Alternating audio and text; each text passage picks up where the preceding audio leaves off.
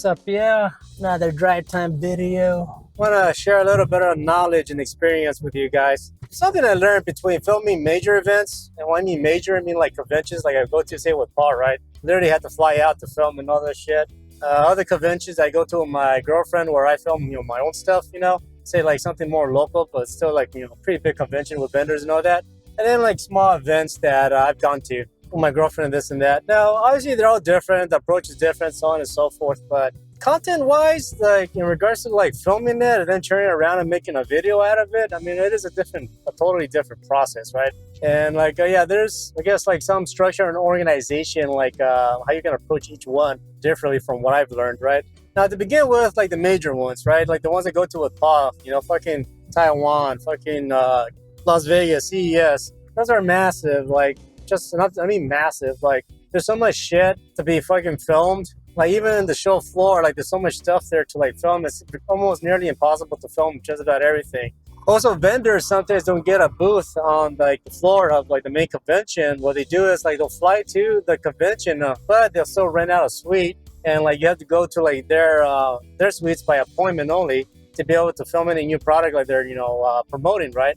These major events, I mean, they're cool to go to and this and that, but there's so much shit going on. Like, you have to go there with like a plan of what to film, right? Because there's so much. So that's probably the main thing. It's just fucking planning and scheduling, right? Major conventions, yeah, you have to go there with a plan of what to film, right? Because like I said, there's so fucking much to film, and then it's like to be able to like to film what you are there to go to film is like totally important to like schedule that shit ahead of time.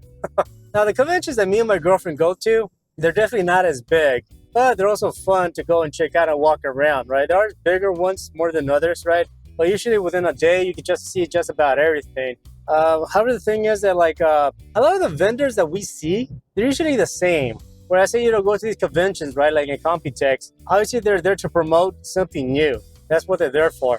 And be like, this is what we're coming up with. Here's a demo how it works. Something that's going to come out sometime in the future.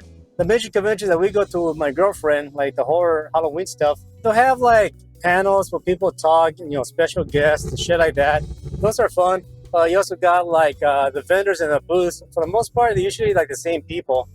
Like every time, after a while, I go to these conventions, they're always like the same thing. So like a lot of the people that we meet there, they're so familiar, right?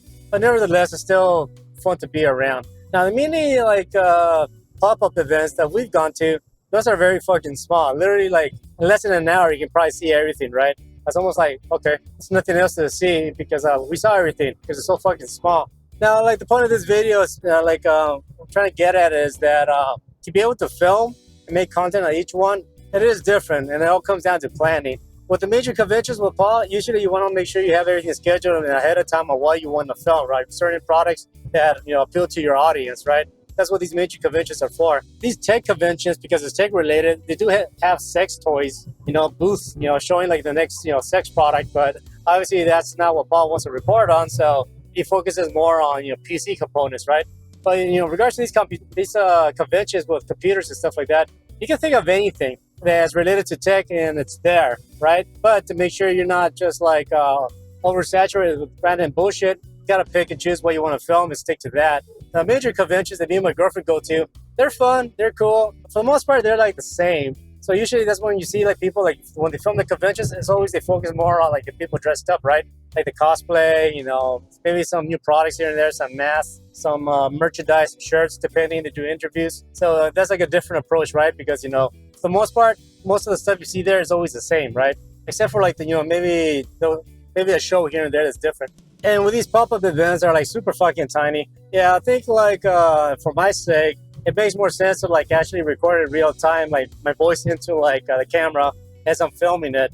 Because in the past, like I'll go and film this and then, like I said, I'll get so little footage because these pop-up events are so tiny. There's really nothing else to report. So if I was to like record myself talking about it afterwards, after the fact, then like it'll be like a very short video, maybe 2 minutes, because like I just got nothing else to talk about because it's so small. So that's where like my approach to film those events have changed. Whereas I got the wireless mics and I can film myself and the girlfriend like talking into the camera what we're seeing.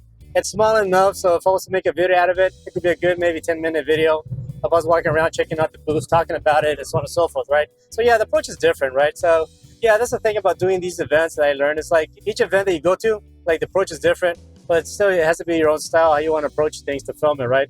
That way you can deliver it to like you guys, the followers, that will appreciate whatever it is I'm filming, right? So yeah, I mean, like I've been planning out ways to like create content in a manner that's enjoyable and easy for me to create, that's manageable. Over the time of me doing this, going to events and filming and this and that, I have been like learning and developing a way to like create a structure that like works for me, so I can film it, edit it, and deliver it in a manner that's manageable and won't like stress me the fuck out, right? And also, it's a video that's worthwhile to post, right? To share with you guys. All right, guys, I got nothing else to say. I'll talk to you guys later. Peace.